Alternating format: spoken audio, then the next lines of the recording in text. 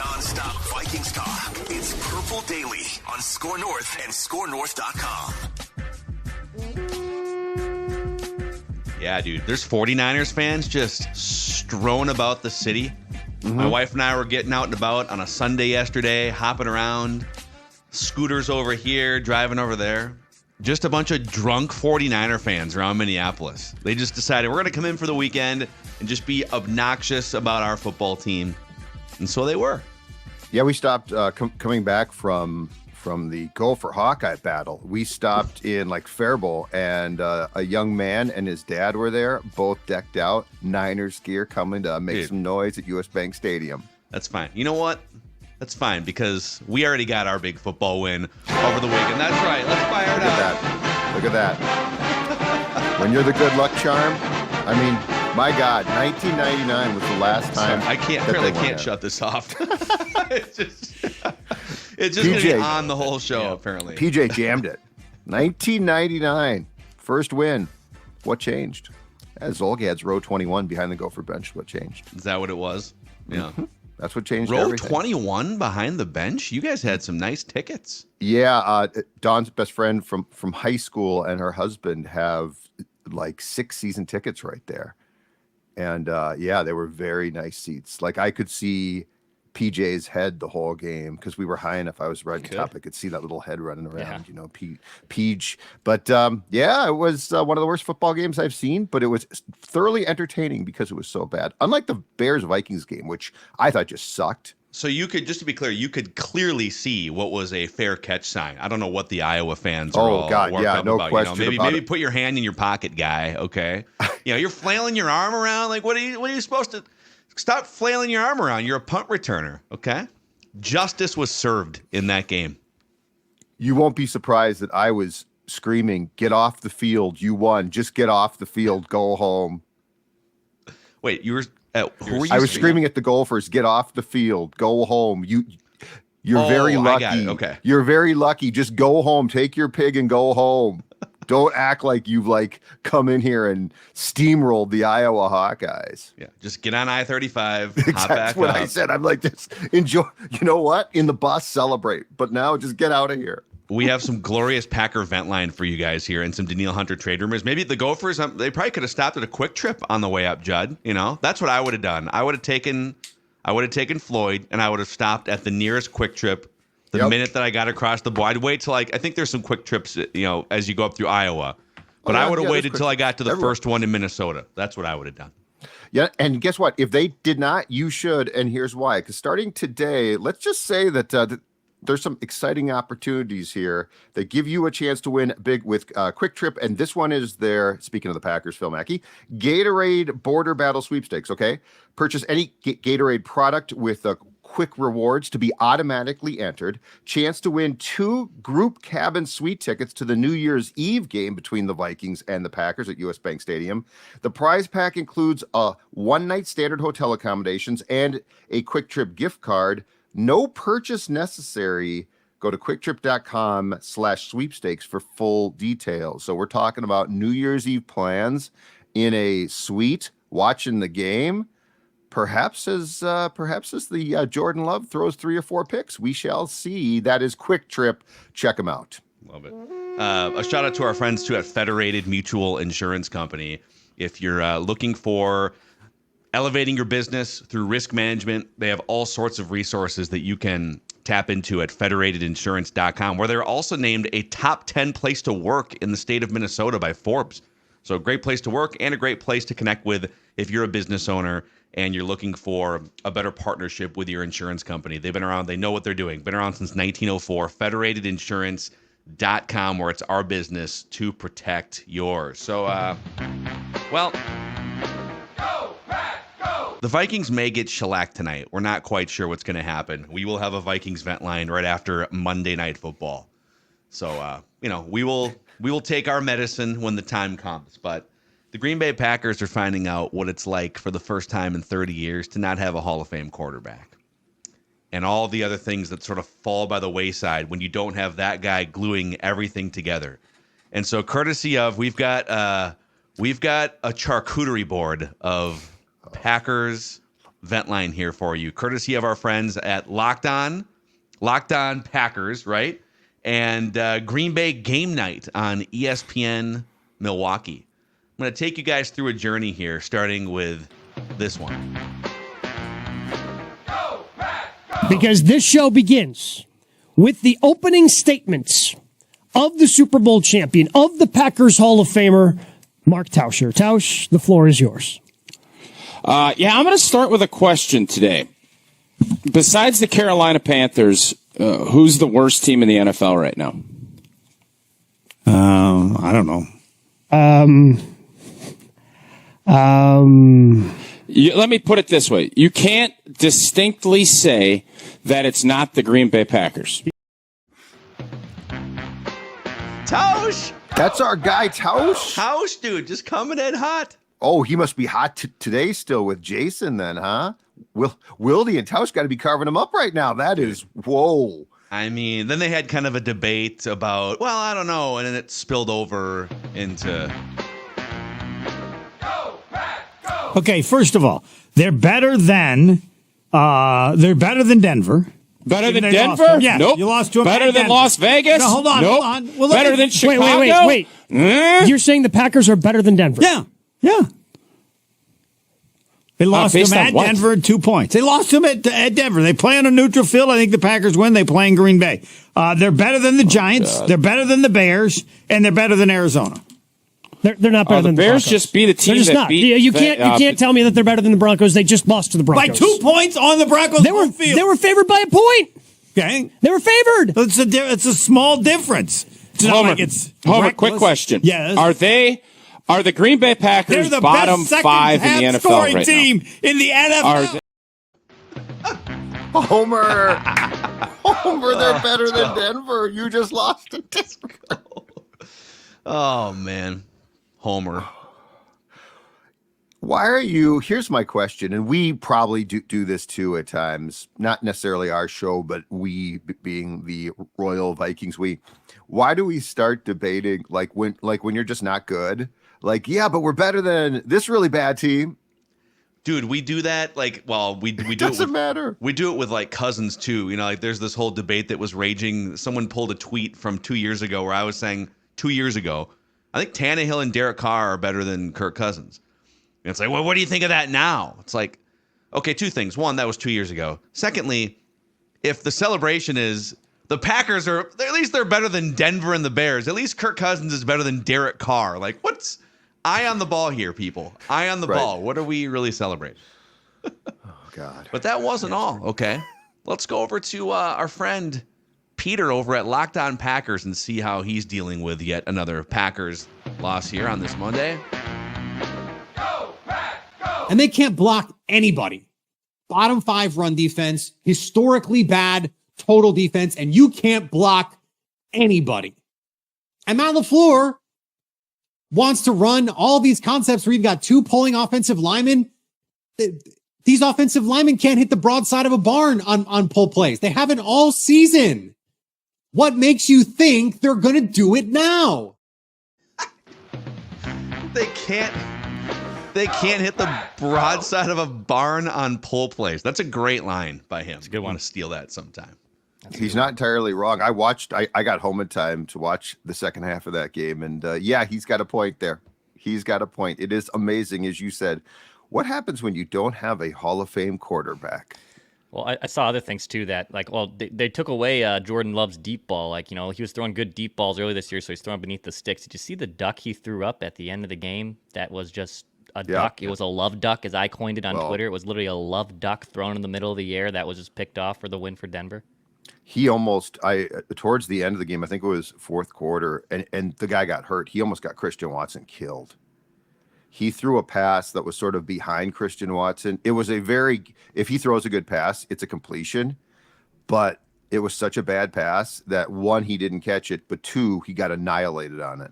Dude, also, like, yeah, I don't think teams are losing sleep trying to figure out a defensive scheme to stop the Jordan Love deep ball. You know, just gonna put that out there. I don't think Denver was like, oh man, these restless The 32nd nights. ranked defense in Denver. Oh my God. Yeah, what are we What are we gonna do? Okay, let's see. Let's go back to ESPN Milwaukee here. See how those guys. Okay, gentlemen, I've got answers. I just want to give credit to Jason, and then I want to. He also said this team can win 6-8. At the pace right now, definitely not. But if they listen to Sugar Free, that I've got answers, then they may be able to. All right. Well, sugar free. I'm going to tell you this right now. Like, if you've got the answers, do you really want to give them away for free right now on Green Bay game night, or do you want to try to contact the organization and get some monetary compensation for the answers you're going to provide? I'll let this station's been good to me.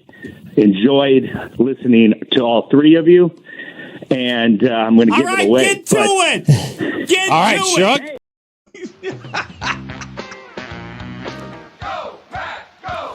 He didn't even sound drunk. He just sounded like he was rambling. I mean, he probably had a few cocktails, but like he was just rambling.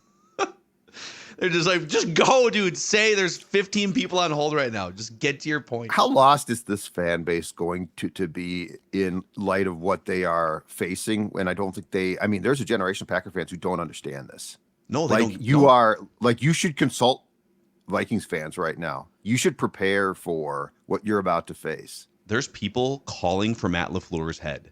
And I'm not saying neither here nor there whether he's a great coach or not. We're going to find out without Aaron Rodgers how great of a coach he is. But imagine after like 6 games or 7 games following a reign of terror that a Hall of Fame quarterback went on, right? 13 win seasons.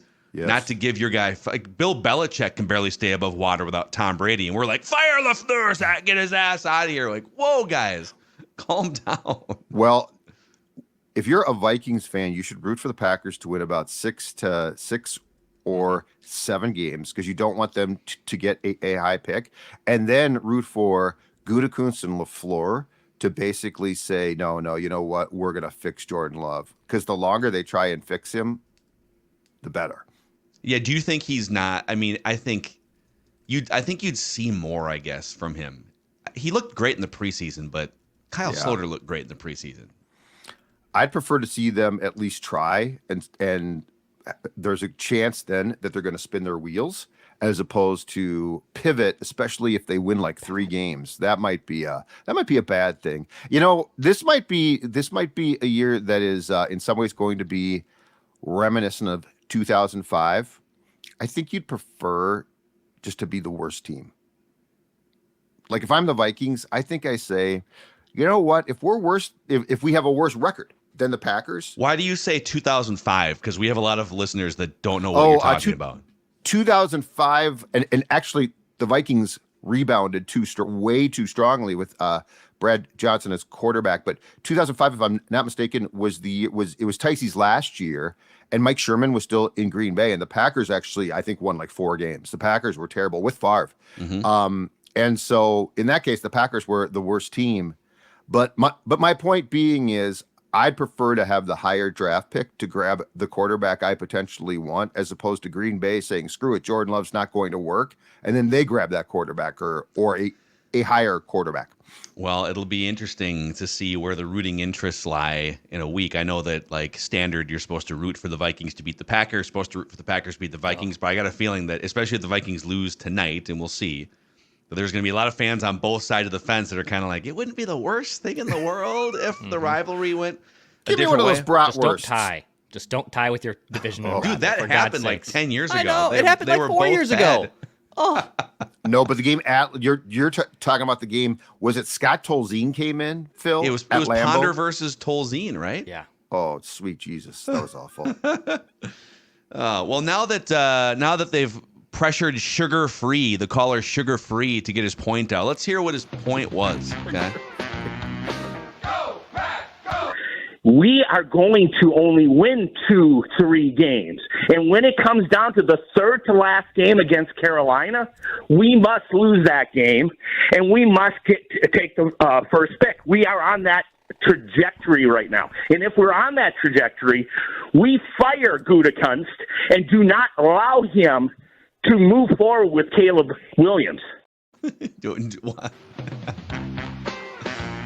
Wait, so I'm unclear. If they do get the top pick, Are they firing Gutekunst? Got to be careful the way you pronounce that with the FCC lurking over ESPN Milwaukee. It's Gutekunst. Goody, baby. We just call him Goody. Just call him Goody, like his old man, John, who coached our Gophers. He did coach the Gophs. Are you firing him before he drafts Caleb Williams? Is that what they're suggesting? Yeah, I think he's saying that. Okay. I think he's saying that get the losses, get the top pick in the draft, fire the GM, get a new GM, probably in their world, a new coach, draft Caleb, and then you're off and running again to more Super Bowl appearances. 100%. Well, not that's how it works. Probably it's like usually one Super Bowl appearance, maybe two. One win in like 12, 15 years. Be careful, though. We can't talk a big game on that one. We can talk a big game, though. Their Badgers have, 0 national titles, and our Gophers have, I think it's 8. So, yeah. You want to talk about football titles. You want to talk about Title Town. It's right here in Dinkytown. And then Larry in California is a Packers fan trying to cope here. Let's see what he had to say. Go, Pack, go! They will win more than 4 games this year. So whatever you want to bet. No, absolutely not. In fact, I think they're going to lose. I think they'll be losing to the Rams when the LA Rams come over there in 2 weeks. Then that'll be an interesting game because the Rams will be out of the playoff picture by that time. They could lose to anybody, but they're going to win 5 games. That's all they got to win to prove you wrong. No, it's not going to happen. It's not going to happen. I'm telling you right now, Homer. You're not right on all accounts. They don't know. Yeah, they don't know what to do with their hands, man. They're like, how do we cope with this? What do we do? They don't understand what they're in for. Like if this guy now, Rodgers was drafted in 2005, right? In April of 2005. And then he sat for 3 years, I think, and then he played. And his first start post Favre was 2008 against the Vikings. I think it was a Monday night game in Lambeau, and he had a rough. He wasn't great his first year, but I don't think it didn't. I don't remember it feeling like this big of train wreck. But they don't know what to do. Like you're just Packer fans. You very well might be at the beginning of the grieving process, not like the 7 stages of quarterback grief. You ain't far down that road. You're probably at the first one right now. Yeah. Well, the other thing that's hilarious is, and we just picked a couple. There's plenty more where that came from. That was a 3-hour post-game show that we just picked parts of the first 20 minutes. Was it really 3 hours? Yes. Yes. It's called, and we should give them credit because it is a wildly entertaining show, just like Vikings Ventline is. And if they wanted to pull clips from Vikings Ventline, I would say turnabout's fair play.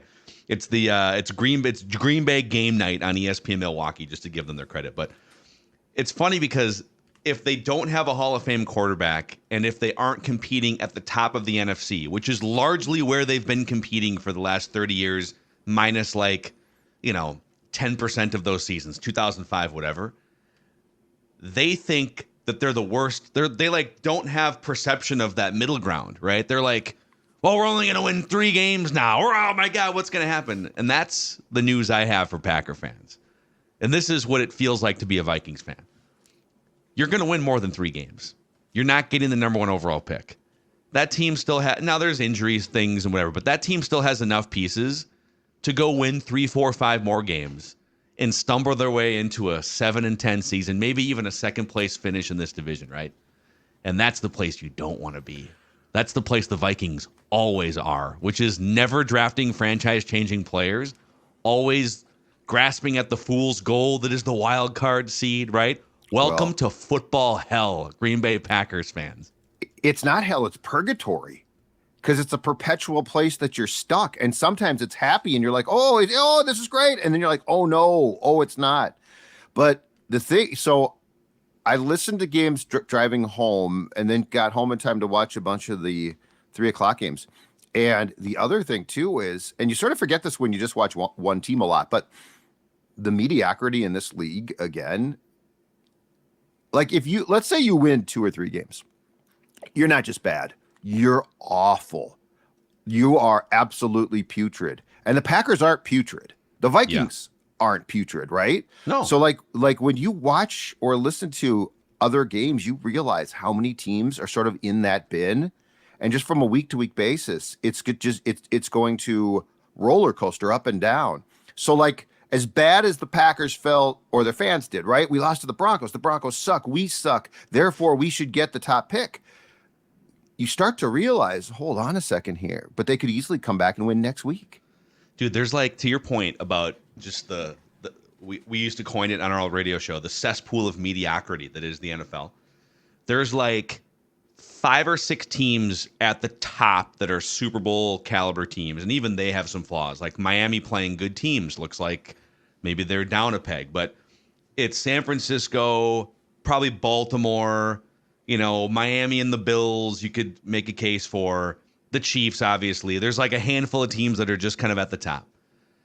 I would say there's less than a handful of teams at the bottom. There's like the Panthers. The Bears have shown some fight lately, right? They've been scoring more points. That game against the Vikings was kind of a disaster, but they go out and score a bunch of points and beat Vegas. So call it like maybe 3 or 4 really garbage teams. I think the Giants are, but the Giants just won a game, and they won, 13, 12, well, not that many games. They went to the playoffs last year. Yeah. So there's literally like 23 teams that are all just kind of like the same. And right? the Vikings, yes. And after tonight, the Vikings join that group of teams, right? As far as their schedule goes. Like, look at their schedule. What is it? The Packers, the Falcons, and yes. Saints. Yeah. The Vikings can lose any one of those games, but they also could stumble into 3 wins. That's the thing about it is, and I'm guilty of this too. When you watch the Vikings consistently and they lose close games and they make stupid mistakes, you're like, well, this team's just not good. And that might be the case. They're not that great. But then you watch other games and you're like, oh my God, the same thing's happening. Yeah. It's hard to look around the league, and that's where if you get outside, and even if the Vikings lose tonight, that's the crazy thing. They're going to be 2-5 on paper. We're going to be like, oh man, like this team's cooked, right? But you could make a very strong case that they should rattle off like 4 or 5 wins in the next month and a half and get right back in. And that's where the front, and this might be a good segue here because there's a bunch of new stuff on the Danielle Hunter front. But if you're the front office, do you look at the cesspool of mediocrity even after a loss, if they lose to the Niners, and say, God, but you know what?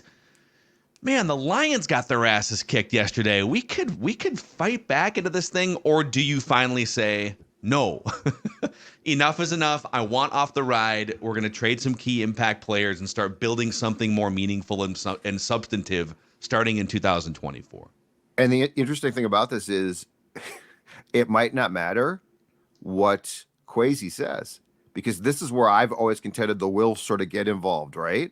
Like the Wolves are looking at the schedule, and they've been doing this a long time, and they've seen their Giants teams rebound previously.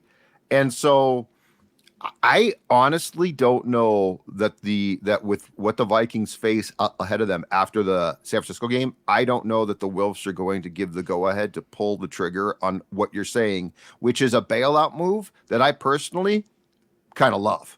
Yeah. But that's me. What's even more awkward for them is they're staring at this and saying, we haven't even won a home game this season. Like the Wilps, they love US Bank Stadium. They love the Skull Chant. They love everything. And honestly, a lot of Vikings fans should. It's a great place to play. They haven't won a home game in almost a full calendar year. And now they're probably going to lose to San Francisco on Monday night. Then you're not back at home until November. You could go almost 11 months without a single home win. And that's even more jarring. And for the Wilps, that's even going to be a more tougher sell to them because what do they want? They want to be comfortable. They want to give their fans a good product. They want to put people in those seats. I don't think anyone's just going to stop showing up to US Bank Stadium. But when you haven't won a home playoff game, or not a home playoff game, a home game in almost a year, it makes things really more difficult. But that's why they need to know, and we've had some great guests on Ventline who've pointed this out, and some Feedback Friday emailers. They need to know that whatever they decide, and especially if they decide we're going to trade Danielle, we're going to trade a couple key players here, and we're going to probably get worse the rest of this season, but we'll have some more ammunition to get better starting in 2024. The Wilfs need to know the fans will still show up. The fans will still support the team. The fans will still pay for tickets. They'll still tailgate. They'll still buy jerseys. This fan base isn't just going to bail on the team if they decide, you know what, God, this is just a weird year. We've lost a bunch of close games. It doesn't have to even be a referendum on like the franchise being garbage. It's what the Spurs did 25 years ago. It's what happened with the Colts and Peyton Manning. You could frame it that way too, right? man, we lost a bunch of close games early. The football god slapped us upside the head, and then we lost Justin Jefferson, and then our second best edge rusher got hurt. You know what? It's just not looking like it's our year. But we're gonna, if you guys stand by us, fan base, right? Like, do you guys feel like this fan base is ready to bail if the team decides to take a step back for a minute? Because I don't feel that way at all. I don't think they're worried about that. I think that what keeps them up at night is not being competitive, because their long-standing thing, and I don't even necessarily agree with this, but is if you get in the tournament, if we get that last wild card, if we get what is it now, wild card 7, if we get wild card 7, you never know. But just get the super wild card weekend. Yeah, but if you're crazy, you got to present them with almost a PowerPoint plan of what happens if you make these trades. You got the pointer, right? If we trade Danielle, yeah, we lose him, but look at what we can do. And I think what the Wilfs can't get their head around is, do you want to be consistently competitive? Which you have been, by the way. You've done a great job of that. Do you want to be consistently competitive, or do you want to win a championship? Because there's a clear path, in my opinion, to a championship. And hoping that as wild card 7, you pull off this miraculous run, I don't think that's the plan. Like, I would say that's hope. And yes, it would be fun if it happened. But let's look at the reality of this, and let's look at what you need. And the one thing too is you've got a lot of guys in the last year contracts that are interesting chips, and it starts with Hunter. Yeah. Real quick, do you think Kwesi is a PowerPoint master? Like, I bet you that guy knows. What's the new not thing? too many words. We need some visuals. I bet you that dude is a master at PowerPoint. Are PowerPoint still a thing? Yes, very, very much so. Yeah. Yeah. Well, I didn't know if we had changed to like a PowerPoint to some type of laser point or something. I didn't know if we've changed how we do. You know what a PowerPoint is? PowerPoint presentation? Yeah, but I do. But you just compared a PowerPoint to a laser pointer. I was just kidding around. But yes, it's just I didn't know if we still called them PowerPoints. Well, we do have, so Google has sort of a competitor to PowerPoint. You've got the Google Slides. And those are very much accessible via the Gmail and Google Cloud base. So like you could put together a presentation, Judge Zolgad, that says, that's what I was wondering. Hey, if I were presenting to the Wilfs, I would use my Google Slides program, and then you could give access to Kwesi. And then he could either have restricted access, just like as a viewer, or you could give him edit access to. I give him edit access. Yeah, I give him the whole thing. But anyway, I would put together some type of presentation to the Wilfs of why it actually makes a lot of sense right now to probably make some trades before Halloween. Hey, we had before we get to some of the latest Danielle Hunter trade speculation, I want to credit these guys because we had a couple guys, Vikings fans, show up from out of town. They're going to their buddies. They've been fans for multiple decades, and they went to Park Tavern last night and had a great time here. This is from, we got Larry, who's been a Vikings fan for 40 years, and then Pops Frank for 38 years in town from Seattle and Pennsylvania for Monday Night Football, and they had a great time yesterday at Park Tavern in St. Louis Park. So. And if I'm not mistaken, I saw not only did they say that they had a delicious meal at Park Tavern, but I saw about 4 Before I Dies on the table as well. So they combined the Score North Sports Dad Sports Bar with the Score North Sports Dad Sports Beer. Wow. And that, my friends, is weekend perfection, Park Tavern. Yeah. And in fact, we do need to shout both of them out, or we will gladly shout both of them out. So that Before I Die lager, I can guarantee I'm going to be cruising around the tailgate lots before the game tonight. Probably going to see some Before I Die lagers out there. Maybe people can can you like stack up the cans and, build like a Before I Die fortress or something? I want to see some creativity. Send us your pictures. Oh, yeah. And guess what, too? Here's the great thing. Before I Die, from our friends at Surly, in a good year or bad year, the mission does not change, right? The mission does not change. So you know what? The Vikings might lose. They might drop to 2-5, but guess what?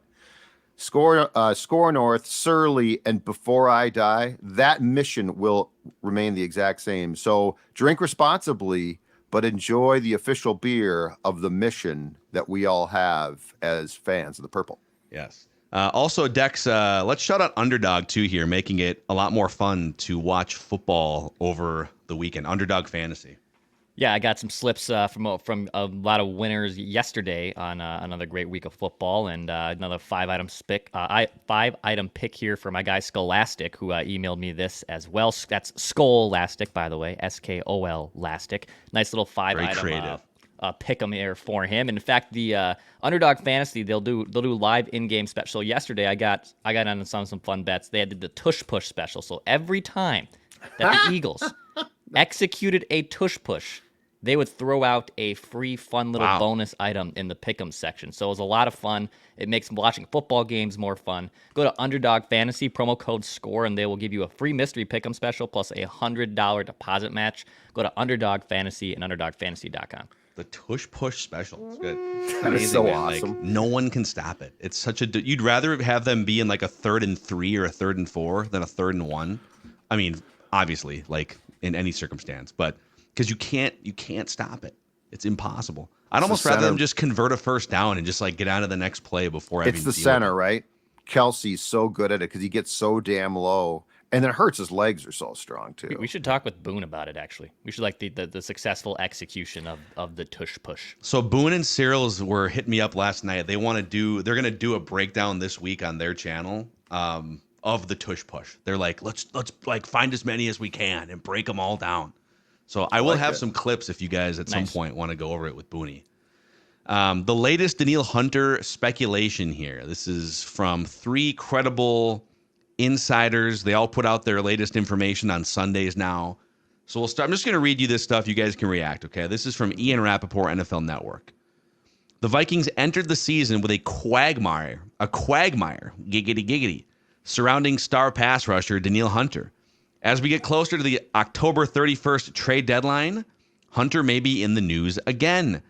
Teams have been calling the Vikings about trading for Hunter, sources say. Picking up the phone and listening does make sense for Minnesota. Hunter has a year left on his contract. A playoff-ready team with a need on the edge could step in. And then he refers to the fact that this isn't the first time the Vikings have had people and teams calling on Hunter. Last year, he uses as an example, the Bears traded an elite defender at the deadline themselves, dealing Roquan Smith to the Ravens for a 2nd and a 5th. This year, under the right circumstances, that could be Hunter. He's basically saying that Hunter could be, verbatim here, one of the top players or top player who could be moved at the deadline in 8 days. So not a lot of concrete stuff there, but more smoke here. Yeah, I think we know this. I think we know that the Vikings are definitely getting calls on Danielle, and they should be, and they should listen. And if they don't think he's coming back, this makes a ton of sense. Are you really going to let another guy walk out the door, or in 2 years cut him because, well, his play has declined now, and he was a great Viking.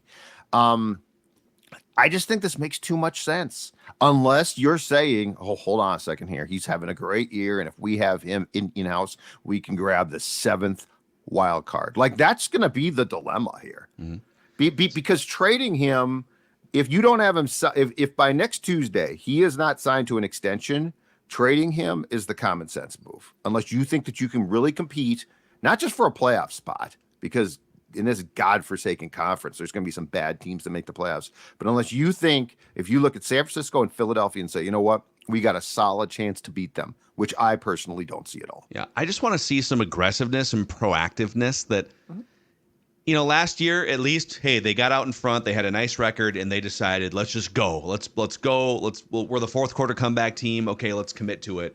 This year, you don't have that same sort of grace period with the wins that you've racked up. You're playing catch up. So do something proactive for the franchise is what I want them to do. Diana Rossini from The Athletic now says the Vikings have received calls about Danielle Hunter, but have yet to receive a substantial offer. Kirk Cousins is expected to stay in Minnesota. Nothing has changed on that front with 8 days to go. Yeah. And then this might be the most substantive report here from Jeremy Fowler, ESPN.com. Former Vikings beat writer with the Pioneer Friend of Press mine. back then. Great guy. Really good guy. Many around the league are intrigued by Minnesota because of their 2-4 record. Justin Jefferson isn't going anywhere. Neither is Kirk Cousins. But 3-time Pro Bowl pass rusher Danielle Hunter is a player that several executives are watching closely. Here's my understanding on Minnesota and Hunter. The Vikings gauged trade interest in the offseason when they didn't have a new deal. Lately, they have not been exploring a trade for Hunter anymore, despite some external interest coming their way. There's a sentiment in the building, the Vikings building, that Hunter, who leads the league in sacks, is valuable for a team that isn't out of the playoff chase yet. So they're still like, if we're going to rack up wins, we need Danielle. So Right. the sense is it would take a sizable deal to pry him away from the Vikings. One league executive who's very high on Hunter said he and his team are not in a position to give up a first-round pick for Danielle, suggesting that that's what it would probably require to get him from the Vikings. Jacksonville was linked to Hunter in the preseason, though that was before Josh Allen decided to have a career year with 7 sacks in his first 6 games. Well, okay. So I think it's fair if a team says we'll give you a second and a fifth, like the Roquan Smith deal that you outlined there. But why not this? I'll go back to it. A conditional first. Because I'll take, if you come to me right now with a second and fifth, again, to what we've been talking about, you want draft picks, and the higher, the better. But you want to position yourself with as much collateral in the draft to make picks, probably more importantly, move around with picks, right? But why wouldn't, if this is a playoff team, if this is a team that's a pretty good team and says we got a chance to make a run here, why not make it a conditional first round pick? Because if he goes in there and sacks, gets 10 more sacks or something, he's worth that. Yeah, and it could be based on Danielle Hunter's individual numbers. It can be based on how far the team goes. I'd make it based on that. I would make it based on, because the whole goal to get him would be to make a playoff run. So, and I think that this is feasible and allowed. Why not say, okay, if you make the conference championship game and he's playing, and but I mean that's a first round pick. Yeah, I don't think that would be worth it. unreasonable. Jacksonville, he's worth for the 6 or 7 teams that think they can win the whole thing. He's worth it. He's the type of piece. If we thought Von Miller was a final piece, not the final piece, but among the 2 or 3 final pieces, Danielle Hunter is that guy for somebody. But the problem is he's not that guy for the Vikings right now, not the way they're constructed. And there's no guarantees he's back in 2024. So I would say if Kwesi if they beat the 49ers and then they beat the Packers, I get it. I get pushing forward. I don't know if I love it because I think it just puts the Vikings right back in the same place with 8 or 9 wins or whatever. But if they don't beat the 49ers and it becomes even more evident, 2-5, your path is longer. Right. Kwesi is going to look back whenever it is that he's not the GM anymore. And he's probably going to regret not doing more proactively to build a team for the future. Yes. And again, with the way he operates, I think if he isn't proactive, I think it's probably as much or more on the Wilfs than him. I've got to think, he's got, and O'Connell too, but O'Connell is not going to want to trade his guys. But anyway, they've got 4-year contracts, all right? They've got 4-year contracts. Ordinarily, you get 5 years. And are you telling me that he wants status quo for his first 2 years? Like, what sense does that make? You get these jobs to put your fingerprints on the organization, not to babysit it. And they already clearly were told, hey, 2022, we're not going to make moves. You're not going to make moves. We're going to run everybody back as much as possible. And look, it paid off. Fun year. But now you're telling me their second year that they're going to stand pat again? That's just an invitation to go off the cliff. And guess who gets fired if they do? Not the owners. The Wilfs ain't firing themselves. Lenny, so, Lenny, you're out of the family. Yeah, exactly. Ziggy. Yeah, Mark, you are fired as team president. We're going to make you team assistant president. So this isn't Succession. Yes. The family is going to stay together. So this comes down to one thing. You're telling me that the GM, who probably desperately wants to make his mark is going to spend 2 years of being like, oh, we're just going to try it. You are basically right now, what you're trying to do is just take Spielman's job and run the same team. Yeah. And Spielman, even, who no longer has this job, is on the 33rdteam.com being like, they should trade Danielle Hunter. So we know what he would probably be pushing to do internally. All right, we're going to say goodbye here. A shout out to our friends too at Summit Orthopedics. So if you're dealing with any type of pain, you're on the injured list, you got ankle problems, knee problems, back, whatever it may be, Summit Orthopedics has 25 locations in the Twin Cities and Greater Minnesota. No referrals are needed. Same-day appointments available. If you're really hurting, they also offer walk-in orthopedic urgent care 7 days a week from 8 a.m. until 8 p.m. You can learn more at summitortho.com. That's summitortho, .com. So we gave you your dose of Packers Vent Line, a little Danielle Hunter speculation, and then later on, after Vikings-Niners finishes up, we will be live on the Purple Daily YouTube channel for Vikings Vent Line, the most fan-friendly interactive show in Minnesota sports. Thank you guys for hanging out with us here on this Monday morning edition of Purple Daily, daily Vikings entertainment.